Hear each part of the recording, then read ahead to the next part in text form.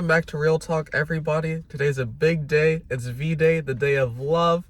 Real Talk is so excited to be here.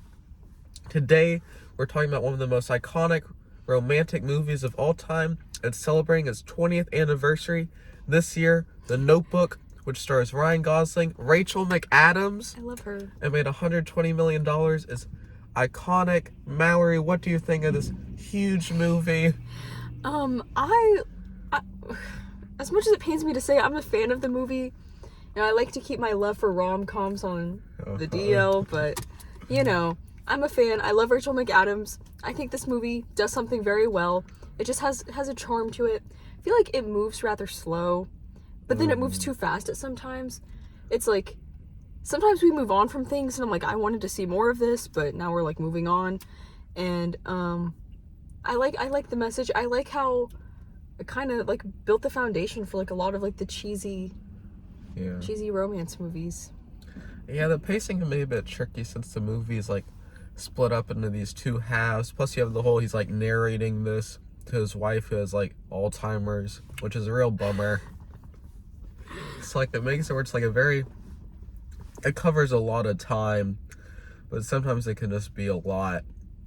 But I go back and forth on the movie. Yeah.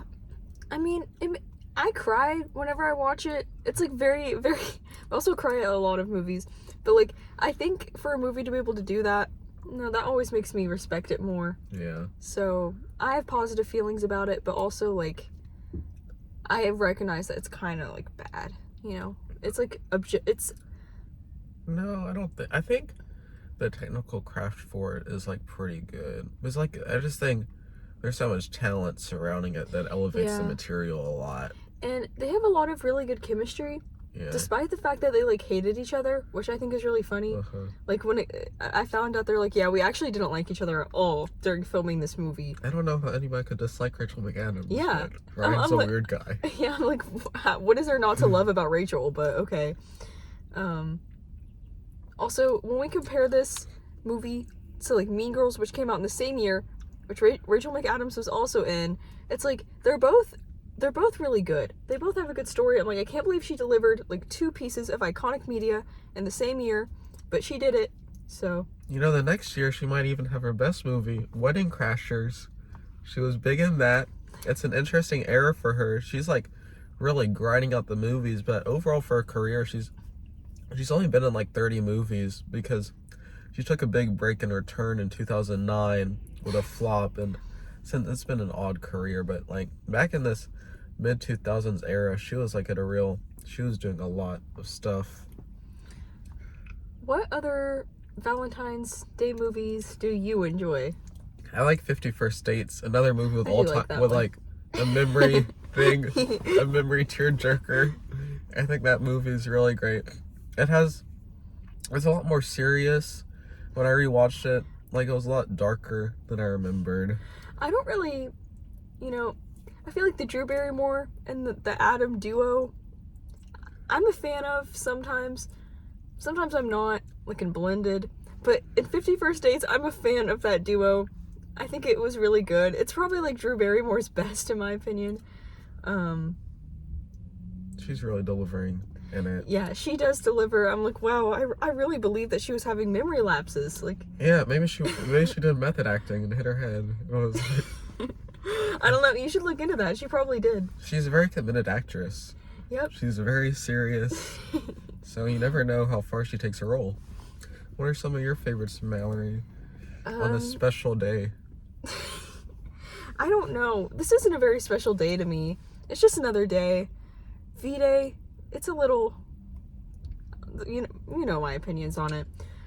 But as far as like, I think one of my favorite movies about love is Eternal Sunshine of the Spotless Mind. That's not really a good love movie, but I think it's very real. It's on the Criterion channel this month. For all our Criterion channel subscribers. We have so many of them. Our demographic is so wide and broad. That's our target audience. Yep, of course. And I had something else to say, and I lost it. One of my other favorites is Crazy Stupid Love. That also has Ryan Gosling with his other love, Emma Stone. They're great in that together. They steal the show. They're so good. Love Both of them. Like I would watch any movie with them in it. Yeah. They're very good together. I've seen their whole trilogy. I think La La Land is better. Oh, why did I say La La Land? I don't know. Yeah, I love La La Land. Once again, it's not really happy, but I love La La Land. That's up there. Yeah, I was all in on La La Land when I first saw it, but like, I thought you don't watch musicals. I don't. But so why did you watch La La Land? Well, Ryan Gosling, Emma Stone, I'm a big fan of. Plus, you have the whole like Oscars controversy. Plus, I like the director, and I don't know, the way they do the music is different in La La Land. I feel like it's actually meaningful and like cool and like Ryan makes everything cool. Like when they do the music scenes in La La Land, I'm like all in. But I just feel like for normal musicals, it's like okay, another one, you know? Yeah. But how do you feel with the genre as a whole? It's like something of a guilty pleasure for me. Sometimes I watch bad things either just to laugh at it for entertainment or just like, I don't know, sometimes I like the corny stuff. Like I try to act like I don't, but like I like corny things. Yeah. So it's something I try to like not share, but you know, I'm so real and vulnerable here, so I'm sharing the fact that sometimes I do like romance movies, especially when they're funny.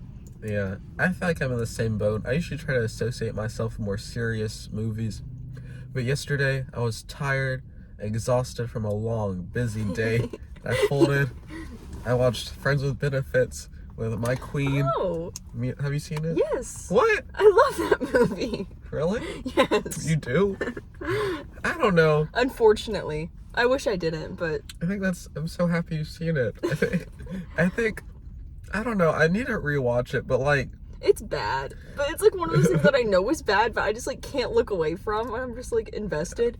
But, you know, I wanted to ask you about your feelings about the kissing booth. You're a big fan. You're a big fan of that, right? Love the kissing booth. I don't get the negative ratings for it. I think the chemistry between all the actors is really amazing. I think Mallory, as we've talked about, is a great actor. I think the third kissing booth is like, they're at a fun summer vacation. It's a great time. Kissing Booth 2, we're in California, we're on the beaches.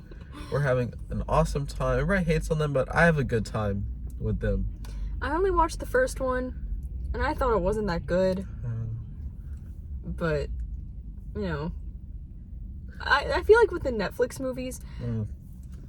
Oh, sorry. I forgot I can't talk about that here. No, never mind. Like Kissing Booth isn't the worst of the Netflix movies. You know, they came out with like that's going on another tangent. 365 Days is another romance movie they've made. Yep. Sure is. I haven't seen that one. But yeah, me neither. My favorite Valentine's movie of all time is Gone Girl. I love Gone Girl. It's a very good representation of love, I think. It's so good. Such a good movie. Rosamund Pike, I love her so much. She's so good in it. It's her best performance ever to be done.